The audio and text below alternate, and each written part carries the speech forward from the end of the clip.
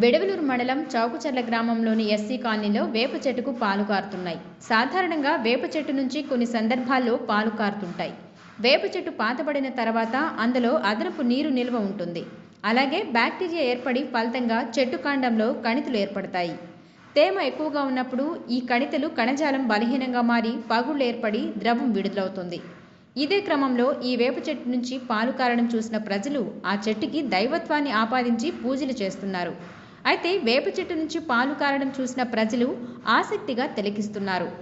అంతేకాదు ఆ చెట్టు వద్ద పూజలు చేస్తూ భక్తిని చాటుకుంటున్నారు.